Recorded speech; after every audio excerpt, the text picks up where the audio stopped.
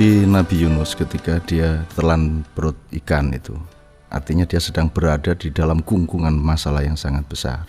Itu solusi paling utama adalah bercermin, mengetahui keburukan-keburukannya dan kezaliman-kezalimannya. Jadi saya kira dasar Islam yang terbaik menurut saya adalah karena kesanggupan pemeluk Islam untuk menemukan keburukan-keburukan dirinya sendiri. Sehingga mungkin keburukan orang lain menjadi bukan skala prioritas, tapi keburukan dirinya yang menjadi primer di dalam setiap pertimbangan hidupnya. Oleh karena itu kalau kita relasikan ke pernyataan Rasulullah SAW bahwa umat beliau akan terbagi menjadi 73 golongan, hanya satu yang diterima oleh Allah. Maka setiap kali saya bertanya kepada satu kumpulan umat Islam, mereka selalu mengatakan mereka adalah bagian dari satu yang diterima Allah. Jadi ini sebenarnya satu etos. Saya tidak berani bersikap dengan mengatakan bahwa saya termasuk satu yang diterima Allah. Saya hanya berani meniru nabi-nabi dari Adam sampai Muhammad SAW, bahwa saya kemungkinan besar masih termasuk yang 72 golongan. Artinya bisa jadi saya sudah sholat, bisa jadi saya sudah naik haji, bisa jadi saya sudah melakukan zakat dan lain sebagainya. Tetapi parameter untuk menilai hidup saya sebenarnya harus lebih lengkap, lebih komprehensif, lebih utuh dari sekedar sholat dan zakat dan haji saya. Sehingga kalau saya hitung-hitung seluruh hidup saya ini, saya tidak terlalu optimis bahwa saya termasuk yang diridhoi Allah. Maka saya bekerja supaya diridhoi Allah. Saya terus melakukan sesuatu supaya diridhoi Allah. Sehingga kesadaran utama seorang muslim adalah inni kuntu minadz dzalimin, aku orang yang tersesat, aku adalah termasuk orang-orang yang zalim. Zalim ini dialektis lagi nih, kalau kita zalim kepada orang lain ya kita juga zalim kepada diri kita sendiri. Kalau kita membunuh orang lain sesungguhnya yang lebih terbunuh adalah kita sendiri. Kalau kita memukuli istri sesungguhnya pukulan yang lebih besar menimpa diri kita sendiri, karena sebab yang disebut kita memukul istri itu sebuah sebab, maka akibatnya akan lebih lebar, lebih luas dan lebih panjang skala waktunya. Sehingga kesadaran bahwa aku ini orang tersesat, aku ini orang jelek, aku ini orang buruk, itu bagian dari etos keislaman, bagian dari strategi budaya,